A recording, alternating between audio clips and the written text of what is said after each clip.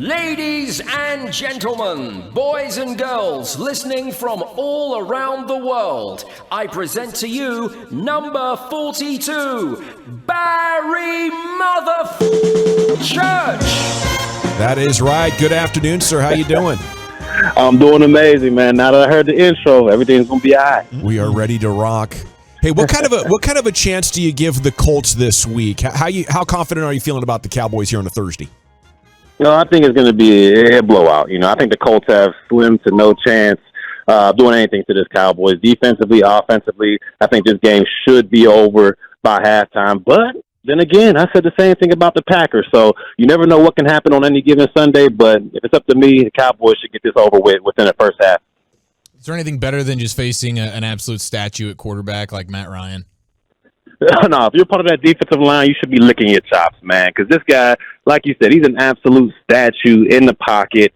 His offensive line, they've been up and down, mostly down this year. So when you're dealing with a defense like the Dallas Cowboys who can just throw waves upon waves of pass rushers at you, that offensive line, it gets no break because there's not a big difference between, as far as production, between, your starters and your rotational players. So they can throw Parsons, D-Law at this offensive line. They can throw Armstrong. They can throw Fowler. I mean, all these guys have capabilities of getting after Matt Ryan in the pocket. So it's going to be a long day for Mr. Ryan.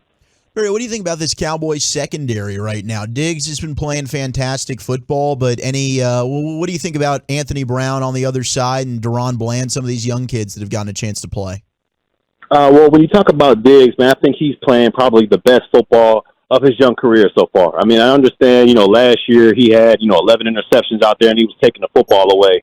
But he was also giving up some yards as well. This year, it seems like, with Al Harris out there and Joe Witt Jr., they've been doing a great job of getting his technique down pat. And you can see he's become, in my opinion, like a complete corner out there. I mean, he's not giving up a lot of yards, and he's still breaking the passes up and getting his interceptions. So he's playing phenomenally out there. Anthony Brown, I think he had a great start to the season, but he's starting to tail off just a little bit. But I'm sure he'll get back into form here as we get closer to the end of the season. And I'm extremely impressed with Deron Bland, the young rookie, because that nickel position, it's an extremely hard position to go out there and do. I mean, you got to be able to fit in the run game. You got to be able to know where your zone drops are. And you also got to be able to play man-to-man in a true island because there's nothing but space in that slot. So I've been extremely impressed with what the young man has been able to do so far this year, getting kind of thrown into the fire with the injury to Jordan Lewis. But overall, man, this secondary is playing outstanding, and they benefit from a great defensive line. Barry, can you describe how hard it is to play 3 games in 12 days? It's probably one of the hardest things you have to do as a professional football player. I mean, 1 game in 7 days is enough. I mean, your body feels like doo-doo after that 1 game, and just imagine going back 4 days later and have to play on a Thursday. I mean, it's one of the hardest things you can do because, it takes time. You're in a routine, once a week. All right, we'll play on Sunday. I'll get my body back going by at least Thursday. Friday's the walkthrough, and then we got a day off to kind of get ready for the game.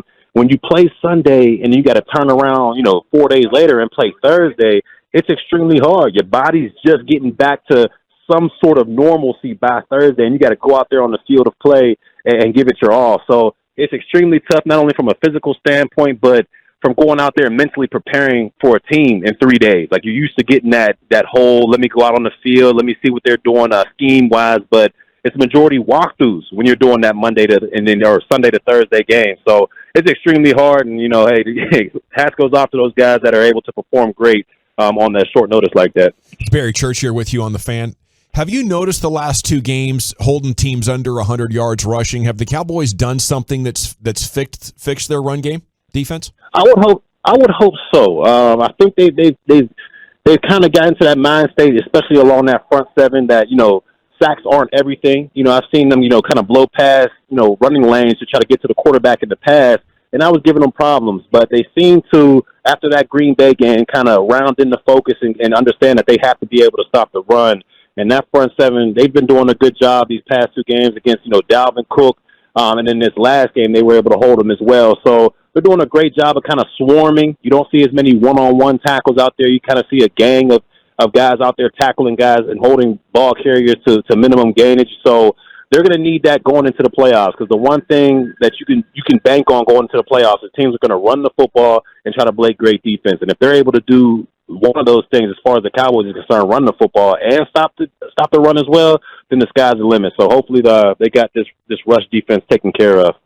What's it like as a safety? You're trying to, go fill the gap and help stop the run and whatever your responsibility is, but you also don't want to get beat. How is that mental game or that challenge of the discipline? How would you describe that? Especially, looking back on that Packers game, you need to stop the run, but also Aaron Rodgers is trying to set you up. How do you reconcile all that during a snap or during a game? It's really tough because that's one of the dilemmas that you have as a safety when you're playing, especially zone coverage. Man, I mean, you kind of know it. Hey, if my guy goes out on the route, I got to guard this guy. But when you're in zone, you always want to get your good zone drop. You want to get depth to help out the corners and help out your pass coverage. But it's hard because when they're running the ball so well, you kind of want to get a jump on it. You kind of want to go ahead and get downhill and make sure guys like, A.J. Dillon or Aaron Jones don't get a head start and you have to open field tackle them. You want to get down in there and get in the trenches and get dirty. But that's the dilemma with that, because if you take a couple steps forward, great quarterbacks like Aaron Rodgers and some of these guys that they're going to play in the playoffs, they'll be able to pick you apart. They'll be able to see exactly how you came downhill. And we all understand, football is a game of inches. If you take one step forward, that's 4 steps that the receiver can get past you. And we know these quarterbacks are extremely accurate, and they're able to hit these pinpoint passes, especially when you're going against zone coverages. So that's the dilemma that these safeties are going to have to deal with. But Dan Quinn has done an amazing job with Curse, Wilson, and those boys to get them understanding the keys that they have to look at when going against run game versus pass. And so far, I think they've done a good job of it. Yeah, Barry, to kind of piggyback on that, walk me through is there a way as a safety that that Anthony Brown is struggling with the ball going deep and going – now, do you help him by alignment? Do you cheat it? Can you do those things in order to kind of get in position? Like, Diggs is probably going to be okay. Do you, as a safety, do you psychologically or during a game, do you always keeping your eye to his side if you were playing with him? Yeah, the safety, you got to know your strengths and weaknesses of your corners out there. We understand Diggs is a phenomenal, ball guy.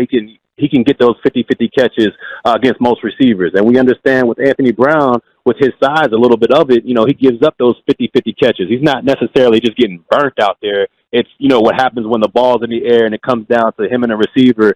With his size, receivers are able to jump over top of him pretty much. So with me as a safety, if I'm in the middle of the field, like Hooker's been playing, pre-snap, I want to discourage the quarterback from going to that side. Like if he has a deep route on Anthony Brown's side, I may line up on his hash, favor Anthony Brown's side, knowing that I got deep middle responsibilities, but I'm going to favor over here to kind of shade him away from looking at that, get the quarterback's eyes off of Anthony Brown's guy, and then go back to my middle field responsibilities. But to me, it's all about the pre-snap. You got to show the quarterback that, hey, you're leaning towards that side to hopefully discourage him from attacking Anthony Brown deep, because knowing that if he does go to Diggs' side, Diggs should be okay. But to me, it's all about the pre-snap, showing that quarterback to make sure to discourage him from going to Anthony Brown's side on the deep ball. Speaking of Malik Hooker, he was on with Brad Sham on the Cowboys Hour earlier this week, and he was talking about the run defense and just how important it is for everyone to just be fundamentally sound but do their job. One of the 11 just gets off their assignment, it can spoil the entire play. And from your perspective, having been there and been the captain of the Cowboys secondary before,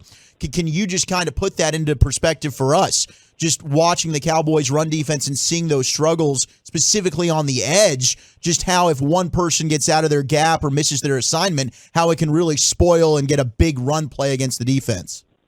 Yeah, that was a big thing with Marinelli when I played as well. He was all about gap discipline, making sure, everybody's playing sound defense out there. And he used to always say you can't have hero ball out there. You can't have one guy going out there trying to make each and every play out there, because that's how your defense gets compromised. If you got a guy saying, all right, I'm lining up in the edge, I'm in the D gap, but the run's all the way away from me, let me go ahead and get out of my gap so I can go ahead and make that tackle. 9 times out of 10, that running back, he's going to see you, over pursuit. He's going to cut back to the lane that you were just in. So that's why Marinelli used to always tell us, man, you got to play sound, disciplined defense, and you got to trust your teammates. You got to hold your gap and trust that your other teammates are going to do their job, and you play as a unit. And I feel as though if a defense can play as a unit, they can swarm the ball easily that way and kind of shut down the run. But you can't have any hero ball out there. Everybody has to play sound, disciplined football. And these past 2 weeks, the Cowboys have been able to do that. Barry, I think without even trying to. I think we just solved the Zach Wilson problem in New York. You used the phrase, the cliche of game of inches. I think Zach Wilson might have taken that just a touch too seriously. Literally. We might have just solved the issue for Zach Wilson in that 2.5 inch per play offense in New York. Man, I'll tell you what, as a defender, I would have been extremely upset. It reminded me of my days in Jacksonville when we had Blake Bortles, man. Like, I feel like we were just, one player away from doing big things, man. And it's just, as a defender, you used to hate, holding an offense to low scoring or holding them to a 3-and-out. And then as soon as you sit your butt on the bench, you hear one of the coaches saying, punt ready, punt ready. And it's like, man, we just left the field. But I feel bad for those Jets, man. And hopefully they found something with Mike White. Yeah, I'm sure they didn't, but it would be nice. It would be nice. Hey, Barry, so Jeff Saturday, obviously the weird story of him becoming the coach of the Colts. Is there anybody in your career, a teammate or something that you feel like, oh yeah, this guy could step in and be a coach? Early on, I would have said Sean Lee. Back in the days, I would have been like, man, you know what? This guy could have definitely came in here and been a coach and been a leader of men and all that good stuff. But in talking to him since he's retired, man, he wants nothing to do with coaching. So outside of that, I don't know who else could be a coach, but I definitely thought for sure Lee could step in there and at least win 1 or 2 games. I ain't going to say he's going to run the gamut, but he can get at least 1 or 2 victories out there. It's Barry Church here with you on 105.3 The Fan. Do you want to comment on the Jerry Jones photo in Little Rock?